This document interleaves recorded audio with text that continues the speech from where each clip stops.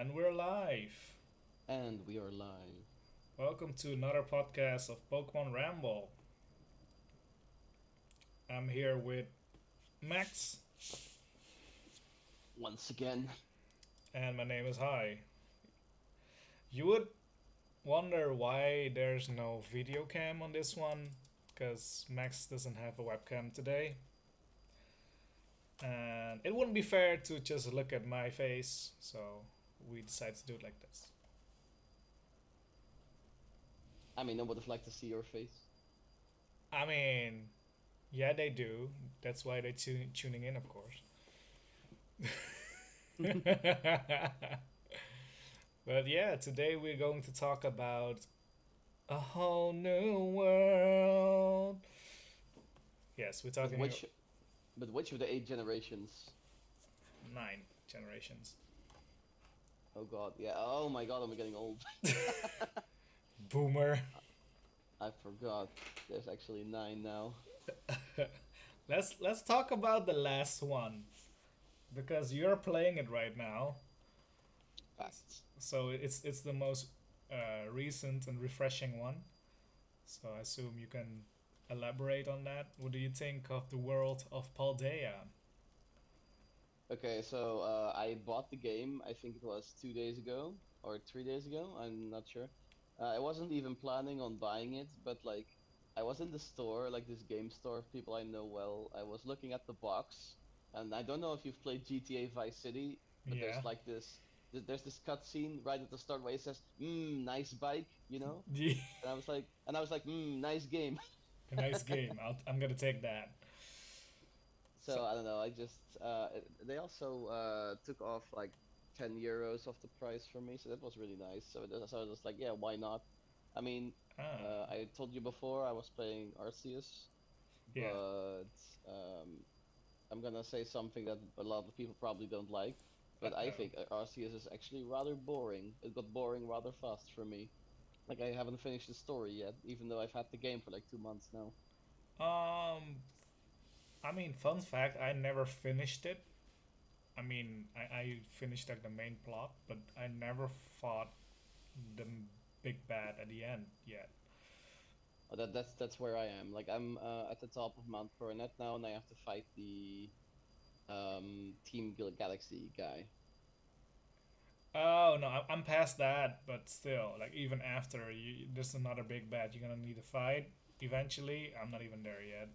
Um, for me, I like the game, but I like to play it casually more than really rush through it. So once in a while I go back there, but for now, I don't really play that much except for the older games because I'm kind of writing a story still. So I'm just trying to get some inspiration. So, but yeah.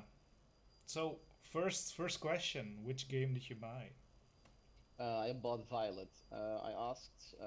I mean, I have a lot of friends who also play Pokemon. I have you, and I asked them um, which one of the two is objectively better because I've heard that there's like two different themes. Like Scarlet is about the past and Violet's about the future. Yeah, And I've always been more of a future guy. I think we can learn from the past, but we have to apply in the future, if you know what I mean. yeah.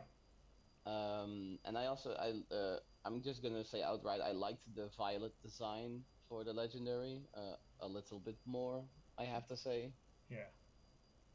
So yeah, that was my main motivation. I didn't even look which game had which exclusive. I didn't even look at any of that.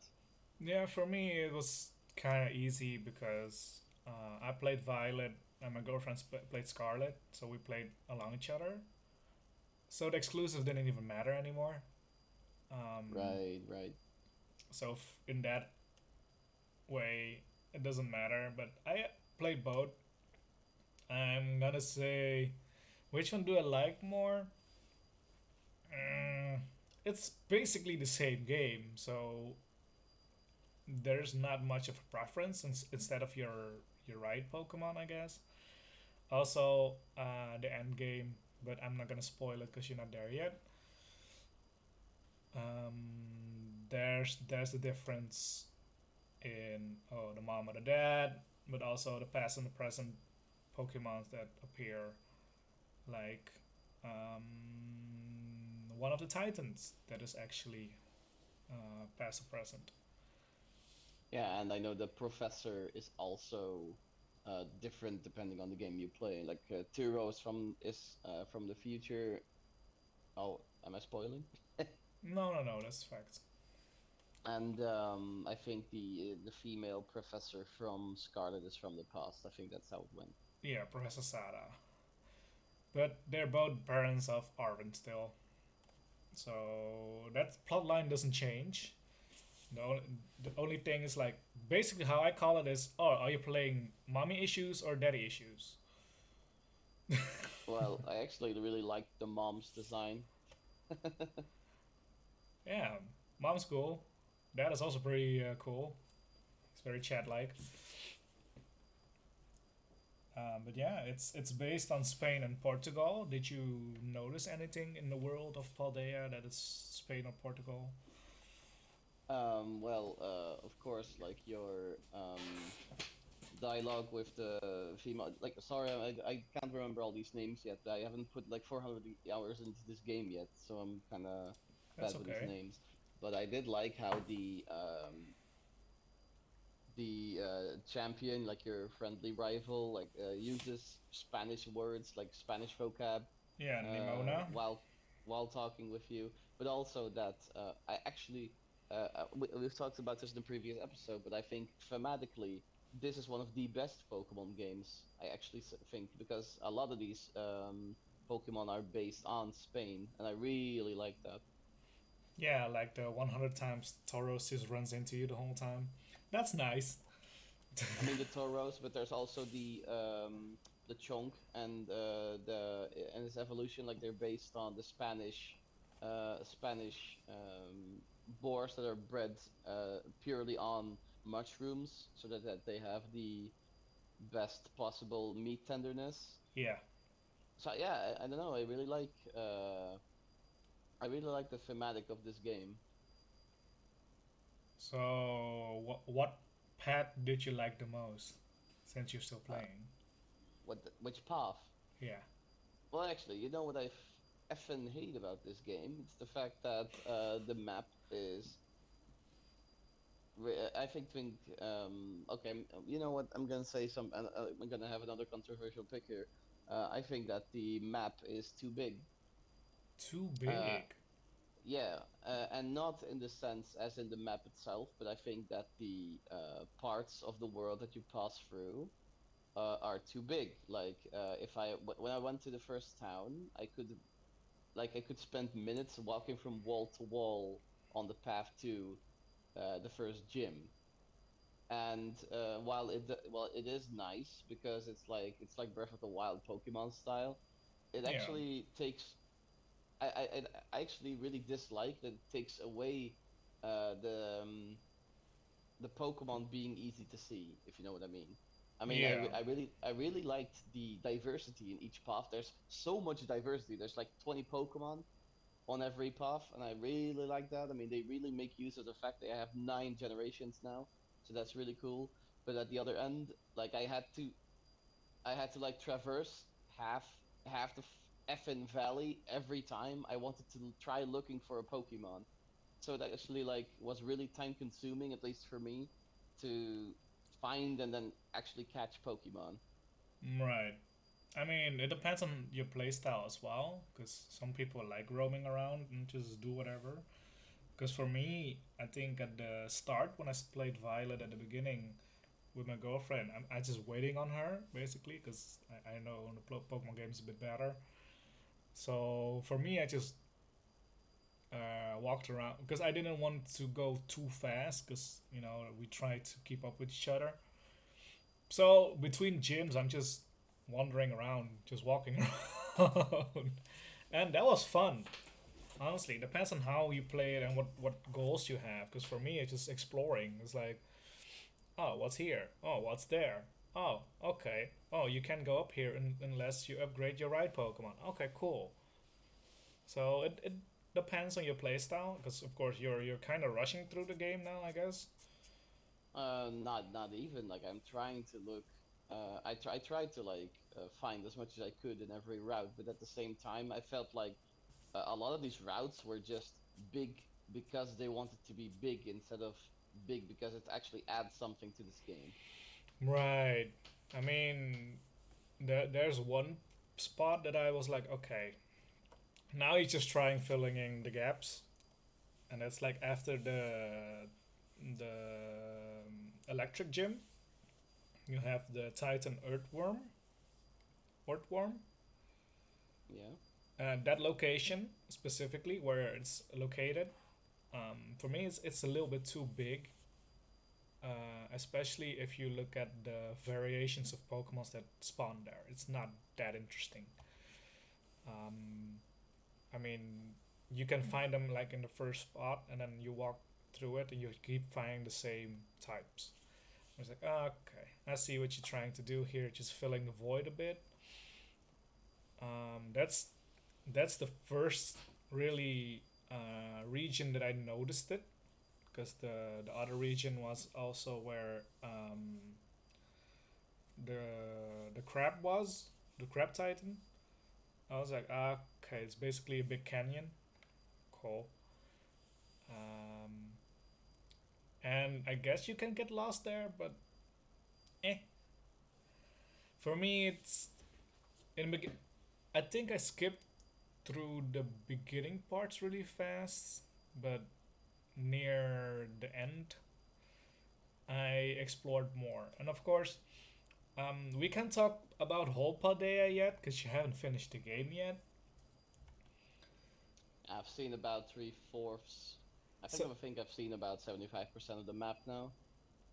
yeah, I mean, But after the game, if after you finish the main storyline, or at least the main paths, all the paths, there's an extra storyline.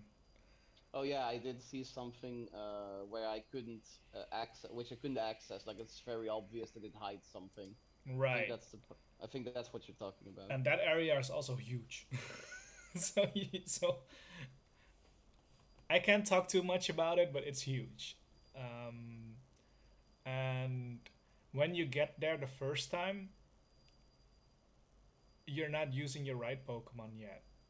There's a reason why. I won't tell you why. You'll find out yourself. But you're walking around on foot, Barefoot. Yeah. Okay. and it makes that world way bigger. That space way bigger because you're walking. Yeah. Right. Um, I really like the addition of the right Pokemon. Like instead of the running shoes, it's very original. But yeah. on the other end, especially after you unlock the speed boost from one of the first challenges, I do feel like it decreases the map size a lot.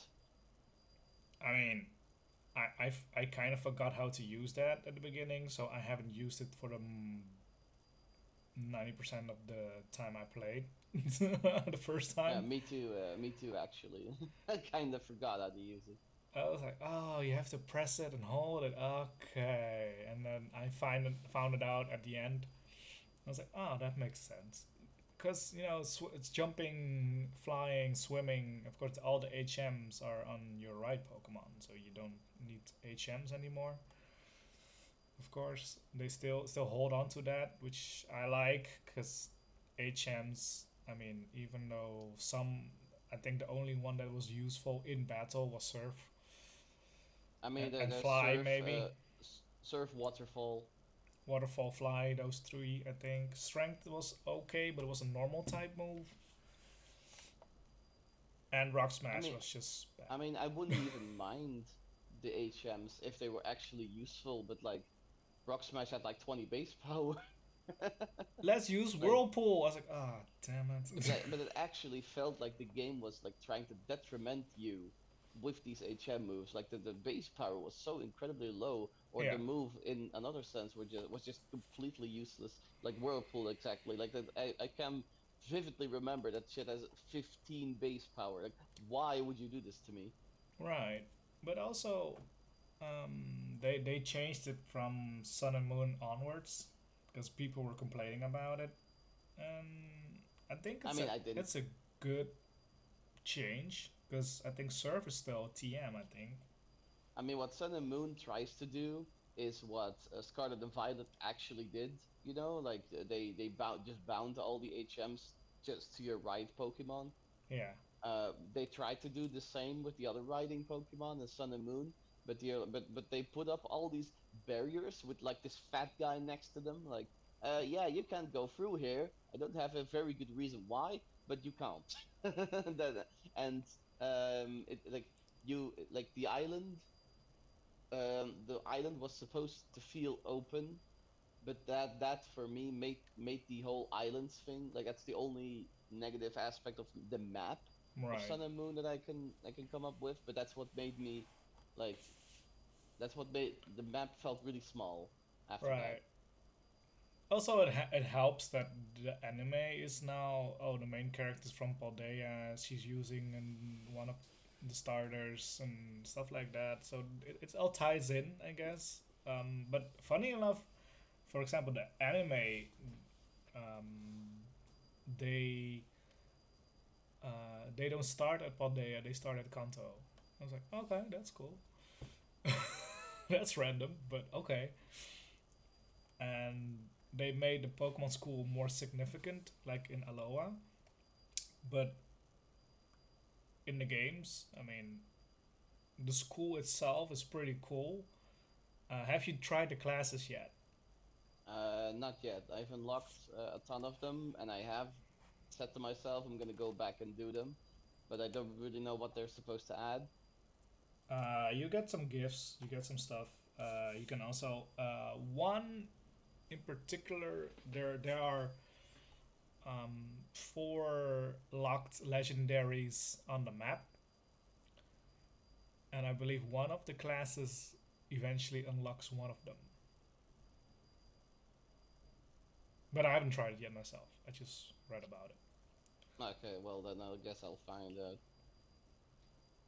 And it's more storyline. You interact more. For example, you don't really interact with your classmates, which I find a shame because it would be fun if there are more characters next to Penny, Arvin, and Namona that you can talk to. I mean, there are some like the nurse you can talk to. I think you can help her. There's some teachers who are also in Elite Four, stuff like that. Yeah, I found out that like I encountered some of the teachers, and they were like, "Oh yeah, I'm also a newly tour," and I'm like, "Ah, okay." So that's how we reached that contrived plot point. Yeah, him. Um, I don't know. I'm not completely sure. Like I did like the school setting, like especially like in the Sun and Moon anime, they already did that, but I think in the games they haven't yet. So I did No. like how we went to trainer school ourselves, but like 2 minutes later you're outside and you're never so I mean, yeah, you can go back for the classes, but if you don't want to, like you spend in that classroom 2 entire minutes. Yeah, for me, You never. the anime, the missed point is like, okay, Paldea has a big school and stuff like. I haven't. I'm not that far with the anime yet, but for example, she goes to Kanto to go to school. I was like, but it hasn't Paldea like a big ass school?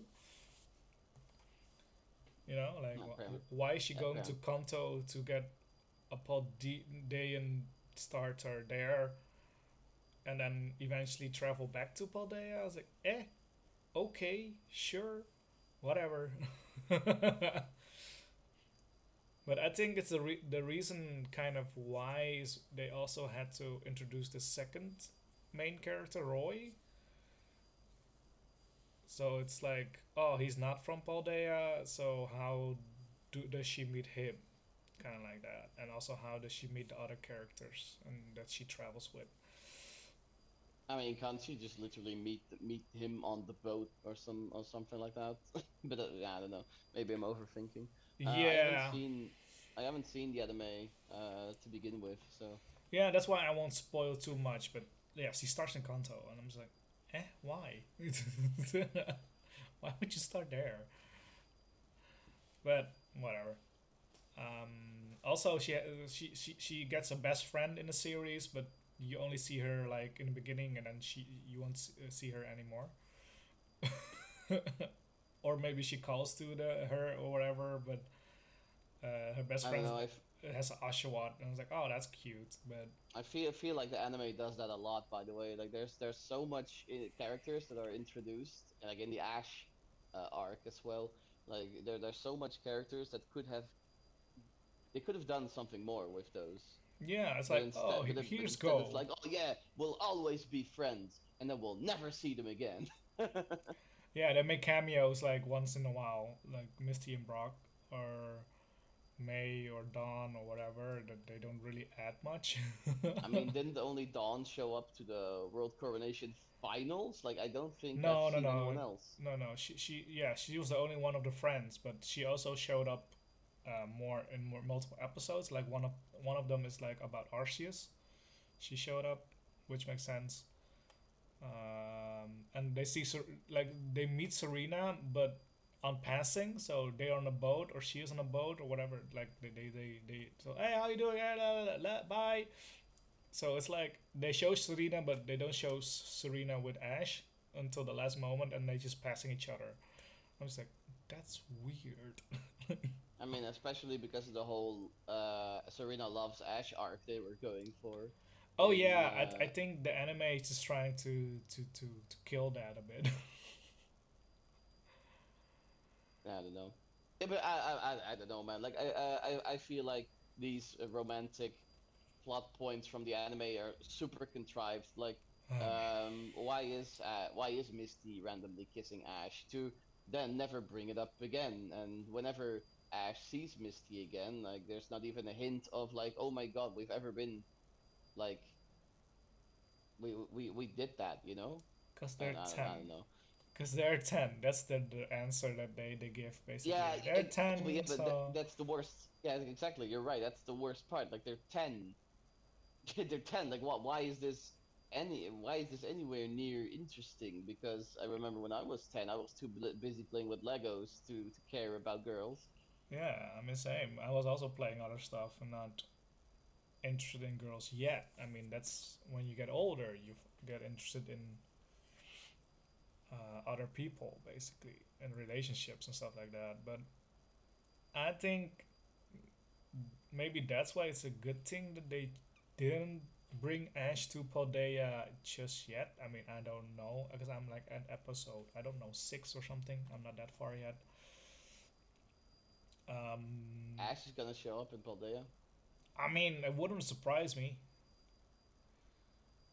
but Okay, well, I I don't did. know if he will. But you know, we don't know when the story is told. You don't know if it's the same timeline, it's a different timeline.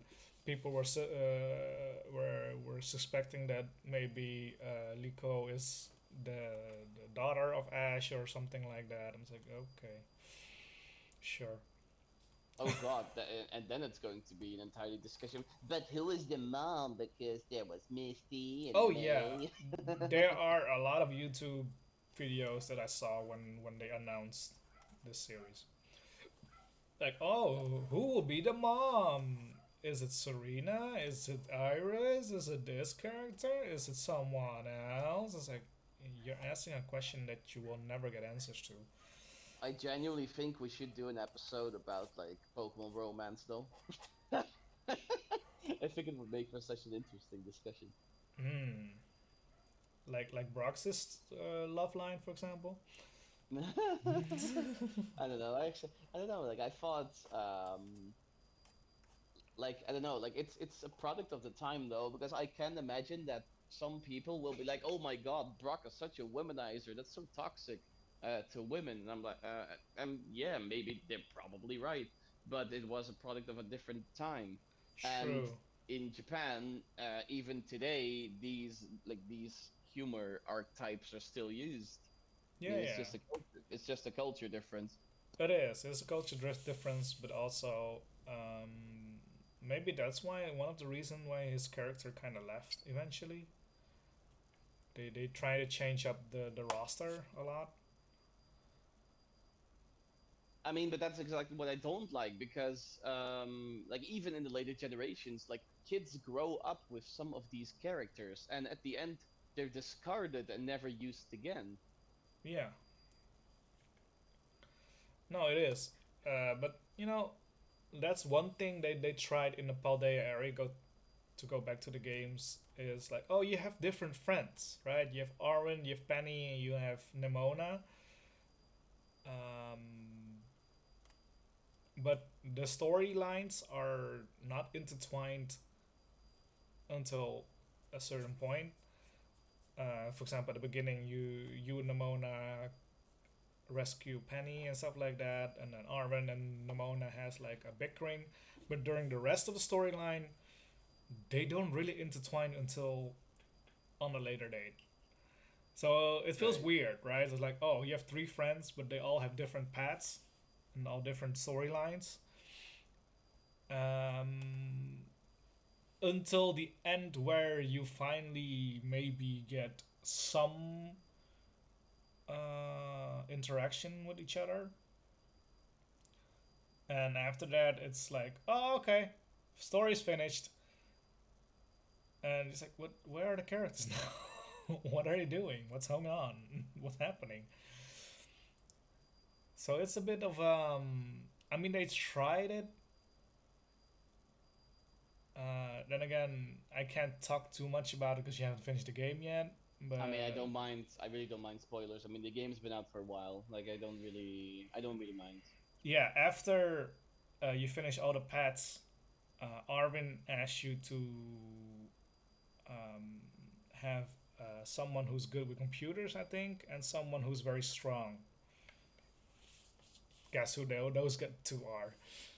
So it's I mean, come on. It's Penny and Amona. You can smell it like from a mile away, and then they go on a venture together to find his dad or mom, and um, you go into the crater of Paldea, and when you're there, you ride Pokemon's like, nah, I'm out. I'm not gonna ride. So you're walking with the three of with the three of those characters and your character. You're walking together to checkpoints, and what they try to do is while you're walking, they're kind of talking to each other, but you're not in the conversation, which makes it a little bit weird because you're kind of following a conversation like between NPCs, but you're not allowed to interact with them at the same time. So that's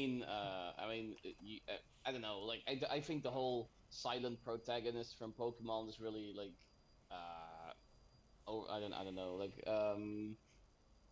I do understand like why protagonists have to be silent because it's a self-insert to some degree, but I'm like, why not at least give me dialogue options? Because there are times in this game where you do get dialogue options, yeah, you do, but and but I feel like the script, like especially, I feel like Auras had this as well. Like, the main story was written by one particular writer, or maybe two particular writers, and like the post game, with Rayquaza was like written by an entirely different writer. That's how it felt, it's and this probably the sounds case.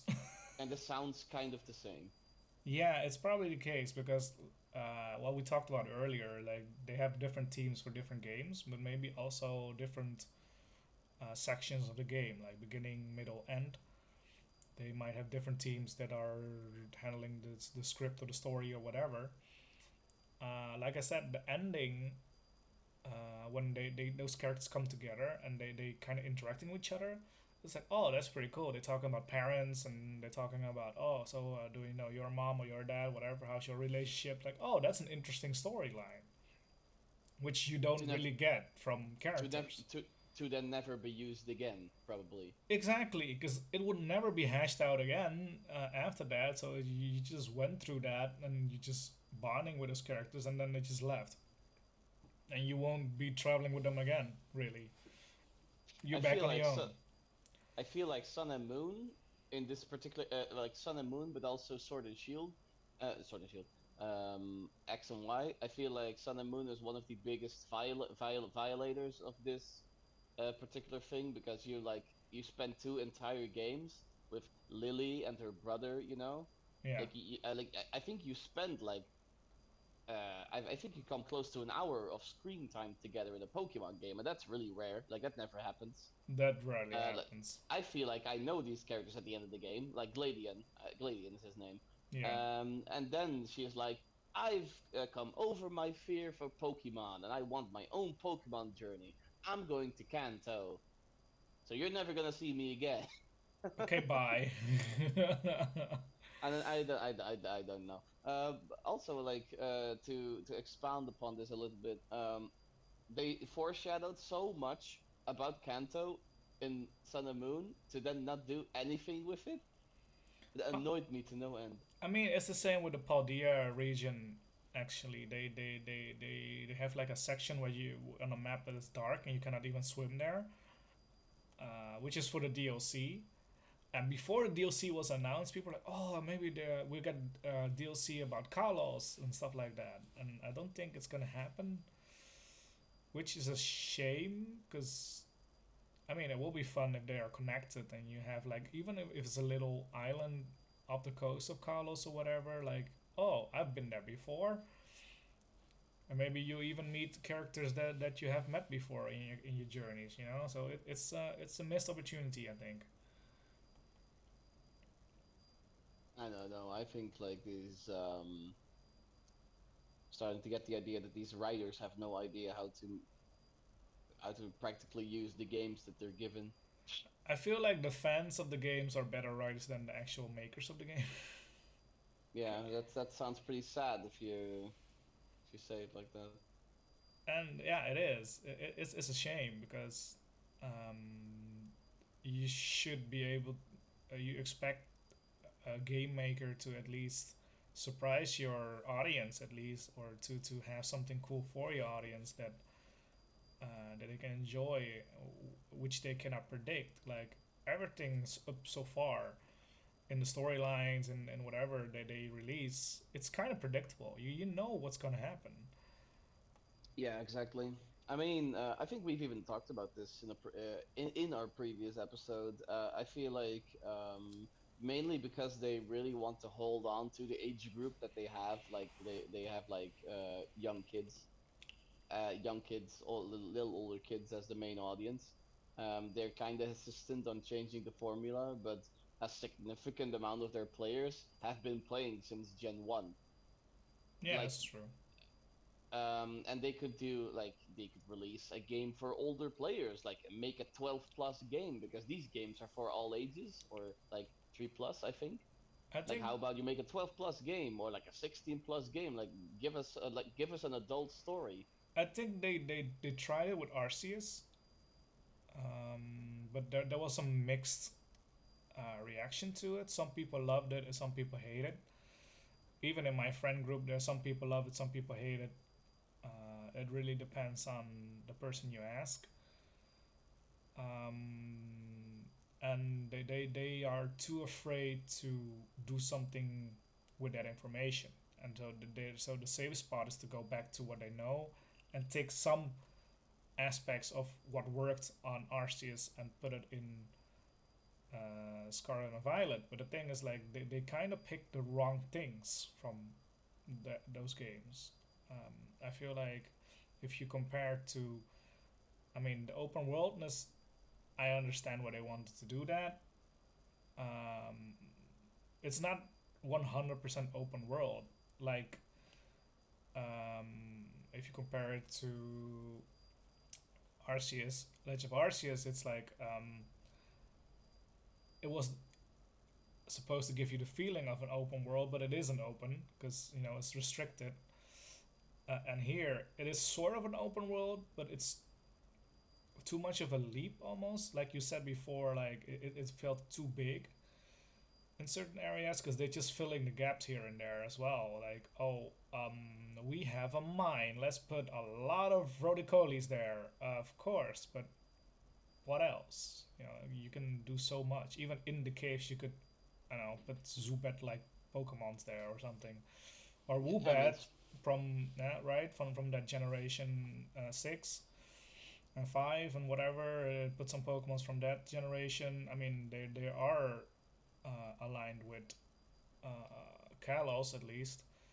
use some Pokemons of those areas, but they really didn't think of it. They just used the same Pokemon over and over again. And I was like, oh, okay, Which is such a shame if you consider how much diversity the other paths have. yeah. Like there's literally tens to twenties of Pokemon on some of the routes, and then you enter the mine and it's like the same two Pokemon for the entirety of you being in that mine. It felt like the Gen 1 or the Gen 2 developers came back to develop that specific route. I mean, it's not that they came back. I mean, it's still the same people running the organization. I think that's the reason why it's like that. They don't want to divert too much from the original that worked, which made the money, right? And like we talked about it earlier, like it's the target audience is the problem. They I targeting mean, younger people, and to make it easy, they just put the same shit over and over again. I mean, at the same time, you could say that the developers themselves are what is holding these games back because this is a billion-dollar franchise. Oh, for sure. This is a billion-dollar franchise, and you could be making so much different kinds of games with these characters because there's like you're sitting on 1,000 Pokemon right now. There's so much different stuff you could be doing with them, and instead we just get like like the same rehash over and over, and it feels like these designers don't even know what to pick from the games that are actually successful. Because when I was playing Arceus, like the game was, for me, the game felt open world, and the game felt way more like Skyrim-y like open world, where the areas were big but not too big, and if I Right. wanted to catch certain Pokemon, it would be pretty easy for me to find them. Meanwhile, right now, I have to traverse I don't know how much to try to find even one Pokemon. Yeah, it's The true. like the minimap shows, apparently there's like Zoroas in this particular forest. I didn't see a single one. While in Because they are disguised. right. But like my point is, if you wanted to find a particular Pokemon, like even if they were hidden in Arceus, it would be relatively easy to find them. While Right. here, it just seems really contrived and really difficult for no apparent reason other than look at us, we can create an open world game. It's kind of like that. I mean, think of all the other games that are produced for because they used another studio to make the Diamond and Pearl remakes, right? People Yeah, were kind of hating on it, but also liking it at the same time. For me, it was whatever. I didn't really thought it was too interesting. I got both games. Um, I think I played it once, and I didn't touch it ever again. Which is a shame if you think about it. Like most of the Pokemon games are replayable quite a lot, but for me it just felt like it didn't felt authentic enough or something. So I understand why they are afraid of it. On the other hand, um, the reason why it probably didn't work is because they did a remake of Diamond and Pearl and not Platinum, which was the improved version of it. yeah, I don't know. I feel So yeah, but ever since they stopped doing these perfected versions of these games, I don't know. I feel like they don't really know what they want to do with some of these games. Yeah, remember um, Emerald together with Platinum, I think are the most content-rich games in any of in any of these games. And what I think they're doing is that they decided to, okay, instead of the second team making a whole the same game but better, you make the DLC for us. I think that's the reason why we don't see a third game anymore, because they now focusing on deals paid DLCs, which are cheaper but also shows like, oh, the game wasn't finished yet. Here are some extras. I mean, Um, I mean, The, it's very obvious. I mean, especially, I don't know if you remember this, but especially Diamond, Pearl, Platinum.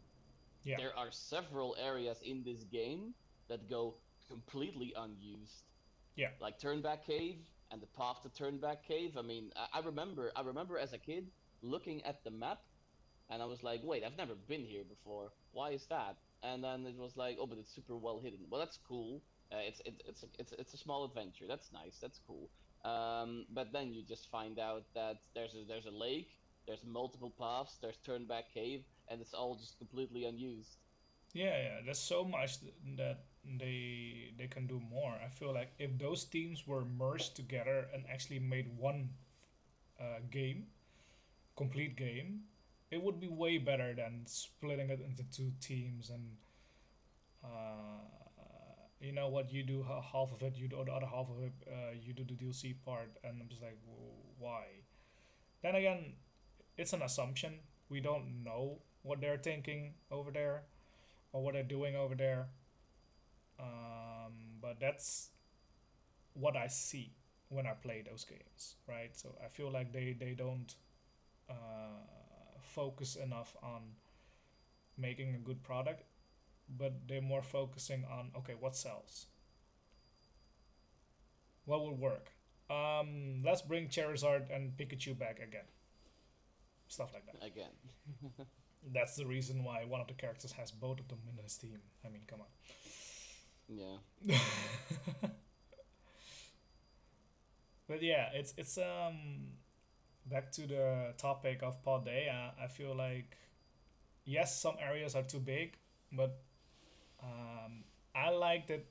I like to do the Arun path first always when I played because I replayed it a few times and upgrade my right Pokemon so I can use climbing and surf because when you climb you can get to other areas. You can find Bisharps um, and they can evolve it to King Gambit, I think it's called, stuff like that. So you find some areas that you never been before. um, I feel like that has like a little bit of the Breath of the Wild part. The only downside of it, um, they don't have the aesthetic of Breath of the Wild because let's talk about it. The frame rates of these games are shit. Yeah. I mean, it's if like the Switch can run, they've managed to get The Witcher 3 working on Switch. You know, I mean, it's one of the, especially considering how graphically intense that game is. I mean, that's super cool that they managed to do it. Meanwhile, this Pokemon game is starting to frame drop if there's five characters walking on the same screen. It's Um, very, they even did it on purpose, actually. From what I saw, I don't remember which YouTuber, but he upgraded his Switch or something like that, or he played on an emulator, which has better specifications than the Switch, and some frame rates were better, but some were still like the town of the grass gym. Those windmills, they did it on purpose, moving that slow and weird and stuff like that. So I feel like it's almost as if like we don't want to spend too much time on it. Also, we don't want uh, it to be too hard on the hardware. So let's make it easy and just drop the frame rate to almost robot like movements. I mean, that's where we come back to like these programmers. Like I remember in Gen 1 and Gen 2, these programmers didn't know how to program these Pokemon routes. So Mm, instead of like writing data for a route being a route with X amount of Pokemon in X places, they each grass tile instead they coded for like this Pokemon have like this Pokemon is in this tile, and if you have to do that for hundreds if not thousands of tiles, your game gets really bloated, and that's what happened in Gen 1 and 2. If I remember this correctly, I think the biggest part of these games was like the tile code of each route. yeah. So it's like really, I mean, it's just completely apparent that these people have no idea how to normally code a game. And I'm like, Japan is one of the four front runners in terms of game development. How is it that you cannot find capable people to get this stuff done? Like, you are $1 billion franchise. How are you not getting this done? I don't think that's the reason. I think part of it is the time restraint that we talked about earlier as well on other episodes. They have to finish a game in a year, all the time. Right. It's unreasonable to ask of your team that. I don't think they don't have the skills or the talent to do that. It's more of the time restraint that you cannot expect them to do work miracles with routes like that because they can't. They try to milk this franchise so much with anime, with mangas, with games, with whatever merchandise they can think of. That's the reason why we're already at thousands of Pokemons and we still getting this shitty work on games because they have to. While we are playing the last release, they already work on the next one. Yeah. They're not even looking at the old product anymore because they know it's gonna sell millions and millions of copies, maybe even billion copies. So they I don't mean the care. same. I mean the same. Yeah, but like my point is like the first one being a hit, like Gen 1 being a hit was complete luck because in Japan especially the little creatures market with Digimon and other stuff was already like pretty full, you know? Like it was just complete luck that Pokemon did as well as it does. Yeah, So in Gen 1 it's of course it's not going to run perfectly. Like the game was already pretty dated considering the year that it was being released in. But with everything in consideration, it's pretty normal. Okay, stuff happens that like the coding's not optimal, but yeah, but it's also the different now. platform. It's a platform too. Like they used to work on Game Boy cartridges. You can't like the reason why Gen 2 has Kanto, but the whole Forest is gone is because they don't have enough space. I mean, I don't know if you know the story behind Kanto, but I think I'm gonna shake this out of my hat now. Not completely sure if I say this 100% right, but if I am correct, the developers for Pokemon Gold and Silver were complaining that the cartridge didn't have enough memory. Yeah, yeah, that's what they were And I saying. think and I think it was Satoru Iwata who was like, "No, you're just doing this completely effing wrong." And then he spent an entire night recoding everything, and suddenly there was plenty of space left on the cartridge, and he added Kanto in, if I'm correct.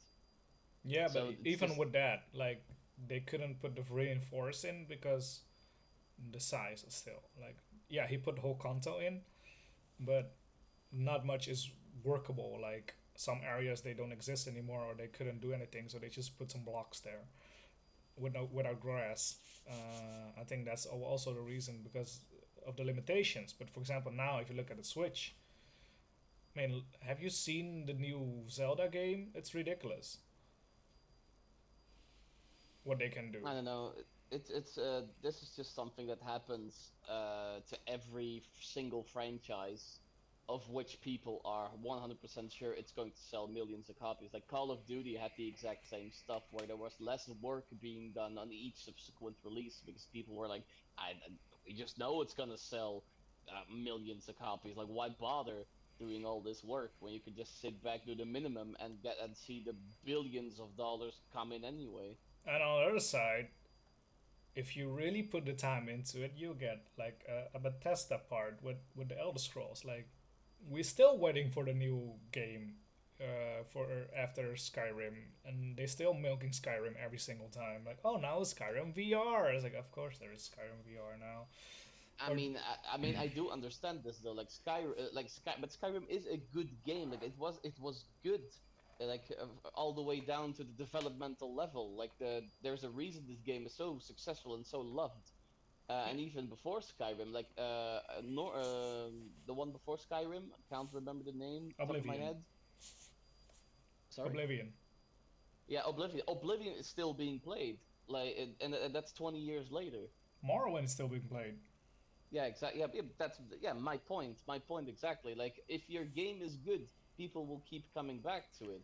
But the modding Whereas in community is so good at those games as well because they are working at a mod size, a game size mod where you can basically walk through the areas of Oblivion and Morrowind again in Skyrim. Like that community is ridiculous. But if you look at the Pokemon community, like it's on a Nintendo hardware, so you cannot really have those modding communities. They kind of restrict them a lot, or even stopping them from making mods on Pokemon games. I think that's a shame. I feel like if you there's a lot of ROM hacks being made which are really good, but the Pokemon I mean, company there's is like, no, you're stealing our money. but that like some of these ROM hacks, like from a quality point of view, I feel like some of these ROM hacks are better than the actual games. Yeah, they are. I mean, of course, like there is like particular freedom in development here. Like, I remember one of these Pokemon CEOs. I was like, they're never gonna make a game in which all of the Pokemon are accessible. I mean, yeah, obviously, because that means no one's ever gonna play another one of your games. Like, I understand completely from a business perspective, but I feel like the way that the Pokemon company is just outright like screwing customers for the last couple years. I don't know, like for me, it was the number one reason to actually stop buying Pokemon games. Like Violet is actually my comeback after skipping out and almost skipping out on Arceus and Sword and Shield because I was looking at Sword and Shield. I'm like, I'm not buying this piece of garbage. There's no way. Like I love Pokemon, I love the new designs, but I cannot and I will not support developers that are so outright and saying, "Nah, man, I'm not gonna do anything about this game. Here, you play this piece of garbage." Yeah, I mean, we talked about all that stuff as well. Like, it felt like they weren't trying the best anymore. I mean, they're still trying to add new things, like uh, Sword and Shield gave the wild areas and roaming Pokemons and stuff like that, and they started with that. But I feel like in Paldea, one of the missed chances that I did was in the overworld when you see a Pokemon, you don't know if it's shiny or not, which is Right. stupid. I mean, Yeah, because in how Heart hard Gold is Soul that? Silver, they could, Yeah, they literally could.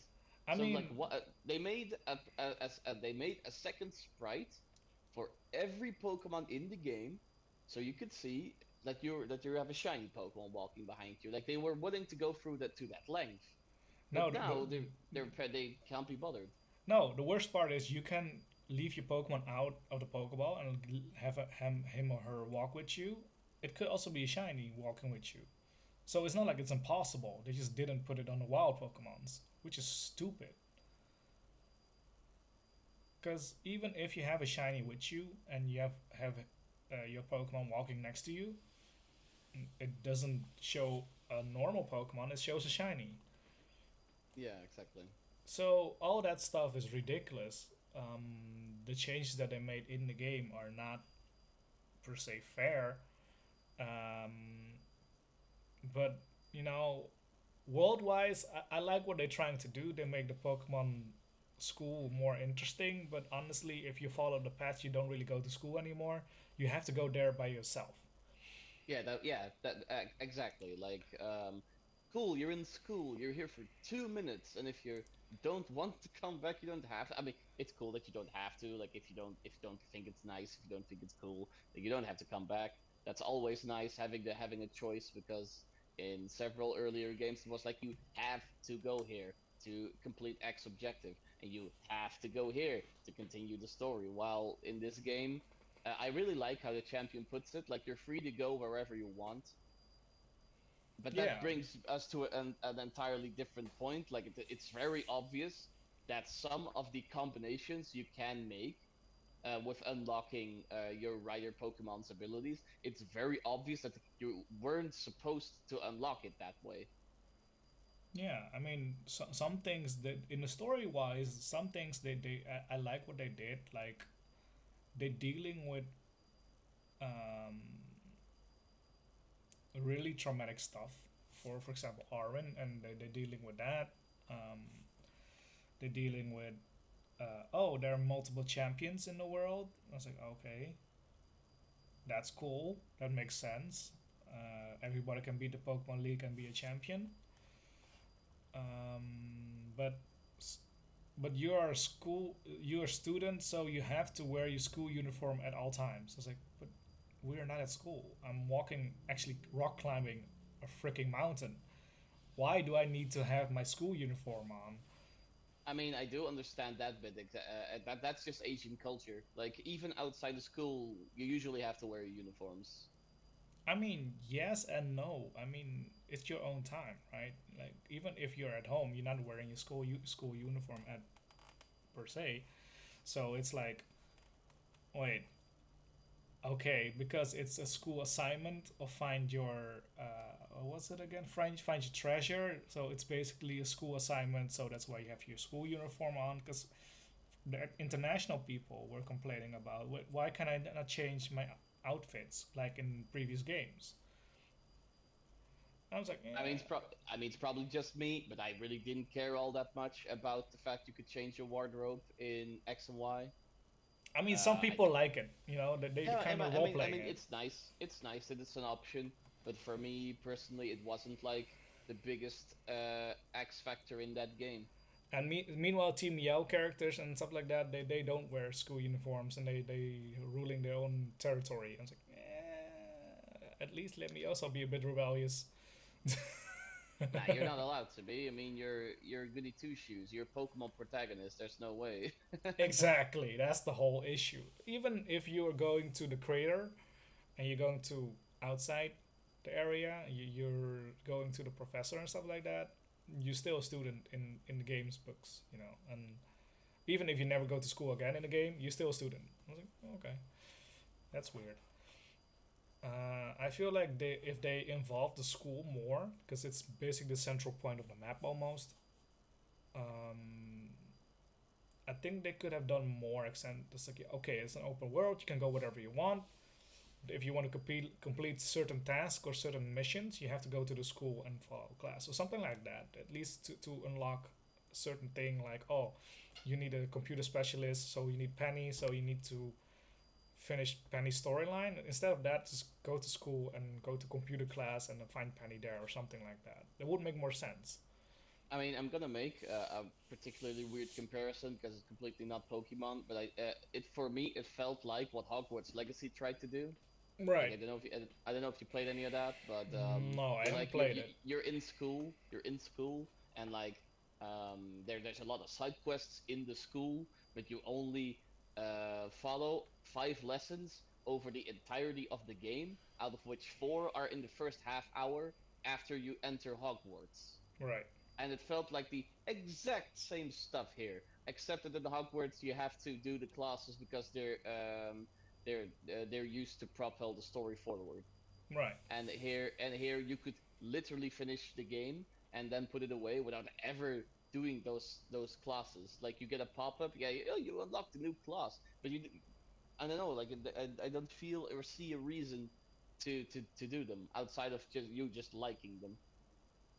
Yeah, I mean, of course, there's a reason why you should do them, but I won't spoil it too much. But um, also, it feels like they just added it, and it's like, oh, we want to have a school setting, but we don't really care about school, so you can go to the classes, but whatever.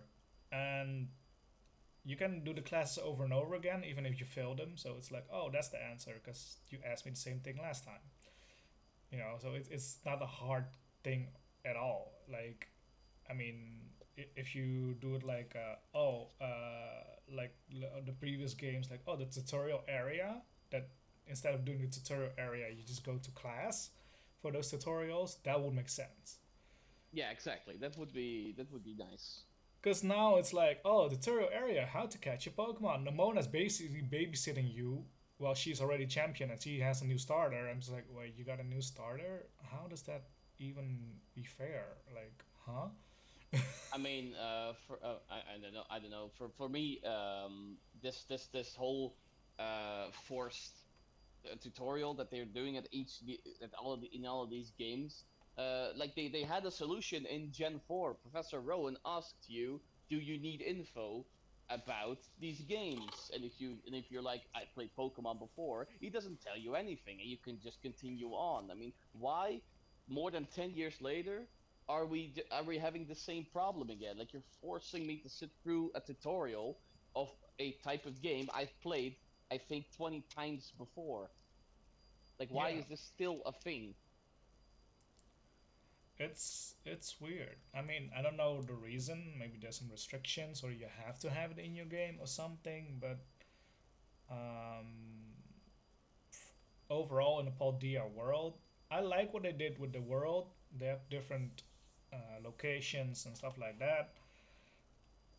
It just feels like every other Pokemon game is except of Legends of Arceus, it's unfinished. It's just an Yeah, unfinished product. it's rushed. It's rushed. It's rushed again. Like Legend of Arceus, they finally made something cool and they try something new, a strong style and agile style or whatever, and they really make it. It's a side game that they really put their heart and soul into it, effort in it. Um, but because of some backlash, they now trying to go back to what they know, and it's failing miserably, really. I mean, considering the player base, like how big is the Pokemon player base, you'll never be able to make everyone happy. But they do just listen to a vocal minority on the internet now, and that just sucks. Yeah, I know a lot of people who hate Legends of Arceus, and I feel it's a shame that they missed out on some of the features that they had in there. They could have put it in this game. Like you're actually walking around that area, but the Pokemons are not attacking you. Like it would be fun if they really try to attack you. And you have to maneuver your way out of some situations, like like angry. What was it again? Angry Paris. That was a Angry meme. Paris, yeah, Stuff like that. Like bring that back. or At like least. angry Hippowdons. Yeah, stuff like that. Like that could be way more interesting. Like if you walk around in the wild, do you really think you're gonna be safe all the time? No. Like what they did in Kanto in the first game ever. That's Professor Oak says like, "Oh, don't walk in the tall grass because it's dangerous." That's actually a very good point. Like we are forgetting that these are supposed to be wild Pokemon, not domesticated, and they just Right. feel really domesticated. Like I do know, I do feel like, yeah, of course. I mean, I do believe that sometimes you really just want to walk around without being bothered by X number level 17 encounter when you're level 70. Like I like obviously, but I feel like the Persona series has a good solution for this, and that's if you are particularly over leveled, the Pokemon will know this, or the Shadow in this instance will know this and just leave you alone. Like they'll run away in fear. Yeah, because you're too strong. That's the thing. Yeah, exactly. Like, oh my god, that's a level 70 Charizard, and I'm just a level 17 Paris. There's no way I'm getting anywhere near that thing. Exactly, and I feel like they should do that with the games too. But for now, let's wrap it a bit up. So, what are your closing statements on the Paldea area? What do you think and feel about it? It feels like a huge missed chance. Like, Yeah, outside of the game's just not being finished, like, I will reiterate, I do feel that the areas are just big to hide the fact that the game is empty. right, Like because that's how it feels. Like the game just feels empty. right. It's not a finished game, so they just add uh, air in it. Yeah, I agree. Yeah, I can I agree on loved that. it, but I do love the designs. I do feel outside of the outside of Sun and Moon, I do feel like this is the maybe this is the best game in terms of do the Pokemon fit in the map that is presented, and I do feel like they really hit that on the mark.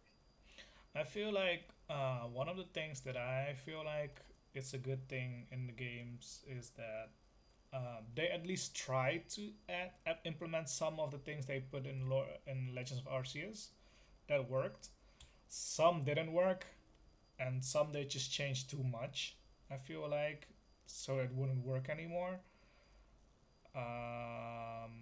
I also feel like um, if you look at the areas, they were well designed at least. At least they put some thought and effort in that. Also, the characters are interesting enough, but my problem is their storyline doesn't intertwine too much. Only in the beginning and the end. And after the end, there's nothing to do. They basically hold a tournament every single time you want to do the tournament. You get a different opponent and that's it. It's like, oh, okay, you can. Okay, so it's like X and Y levels of post game. Right. Oh, um, that's just sad. I mean, I love the creator of Paldea. That area is amazing. I love what they did with the design. I love what they did with the storyline, which you will find later on if you play it. Um, I like that part.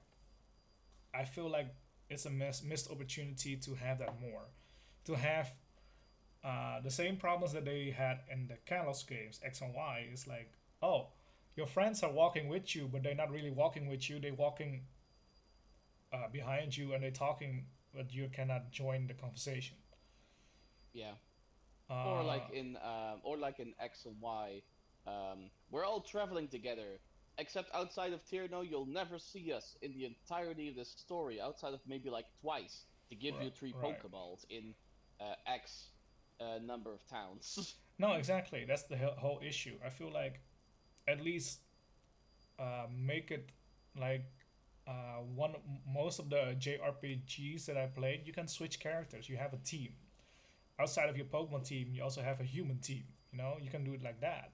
Like, oh, there are three protagonists, and you're switching between them or something like that. Do something like that. Try something out. Don't go with the same flow of, oh, you're the sole trainer and you're the sole story and that's it. Like, I what? mean, I do feel like, in particular, like having multiple pro tags, like in a Pokemon game, just wouldn't work because you would need a reason for them to share the Pokemon party. No, that's the thing. You can have multiple teams instead of like everyone has six Pokemons. All three of them have three Pokemons with them. And then you could like battle, and then you can run into them elsewhere, and like you can battle. Exactly. Yeah, yeah. So, for example, you for in some of the story at least, you can move only use three Pokemons, and the other two only use three, and you use those teams. But of course, your main character is still your main character, so everything you catch is still yours. But at least you can use the other NPCs in the battles and storyline at least to make it more interesting. Like I said, it's a missed opportunity, and I'm sure the Pokemon Company gets a lot of feedback, and Game Freak gets a lot of feedback. Um, we'll see. We'll see what they will do on the DLC and the next games after that, and maybe one day a good Pokemon game will come out. Who knows? I mean, in the past, they have shown that they are able to do it. I mean, there's Heart Gold, Soul Silver, which are fan favorites to this day. I mean, there's I think the generation with arguably the best story, and a lot of people will agree. That's just Gen 5. I think the Black and White story was really adult, really grown up, but Yeah. it didn't alienate children from playing the game. Right. Yeah, and Meanwhile, we're going back to Gen 6, and hey, I'm Lysander. I'm obviously the bad guy in this game because I look exactly the same as the evil team that you're fighting the whole time. But nah, man, I'm just a businessman. I'm not a bad guy. What do you mean? oh, they did it in this one too. I mean, oh, who is this character? I was like, oh, Penny's suddenly here with all the items, dude. Oh, yeah, huh? Huh? How strange. Who could it Okay, be? Who could it be? I'm just gonna say this outright. I really liked Team Skull. I really found them like the funniest team in the whole series. Like Instead of like being a huge team with like hundreds of members, there's actually only like 10 of them. And they're like, "Oh man, I already fought you like 3 times, and I lost every single time. But Yeah, this time, I'm sure to win because I just caught this in the forest over there." And yeah, then you're like, basically. "Nah, man, nah, you got no chance. I mean, I'm like 10 levels up on you." And he's like, "Ah, man, I couldn't win with this Pokemon I literally just caught. It's bad." Exactly. And then again, also this time, Team Yao, they keep bringing new teams. I'm just like, I understand that you need a bad guy in the story, but do we really have to do all these teams the whole time? Like, what? I mean, they're still chasing the glory days of Team Rocket, of which I will keep saying Team Rocket is one of the best teams that we've had in these games. I feel like even if they make a new one, just bring one of the old ones back for another reason or something. Like I mean, you're basically on Paldea. Now would have been a great time to at least have Magma and Aqua back or something like that. Like there's a reason to bring them back now. You know, like oh, we're basically on land but also on water. It's almost an island. They're fighting to make it an island or not make an island or something like that.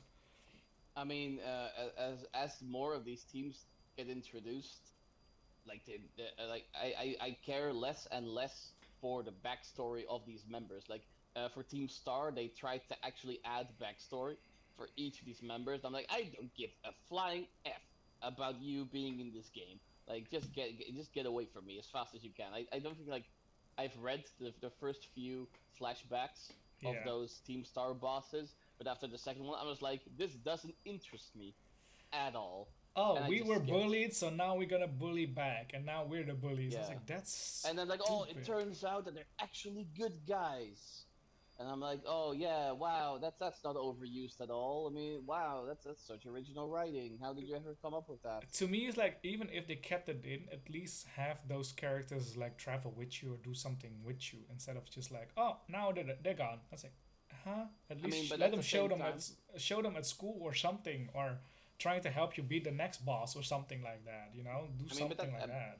but at the same time, like I'm just gonna reiterate again, this is a kids game at the end of the day, and like the target audience is like 5 years old, I think, because the games are supposed to be, mommy, mommy, I want this game, please buy it for me. And Yeah, that's after true. that, and as people age, they stay with it. Like Pokemon is something that you stay with usually. Or Um, or make do like other games. Have a hard mode. do it like Pokemon Black and White. Have a hard mode. Yeah, I mean, that's those games that's literally easy. had a hard mode. Yeah, just change it. Like, oh, are you a novice or are you as an expert? Oh, we want to play an expert mode. Then the areas are harder and the gyms are harder. Stuff like that. Do something to make it harder.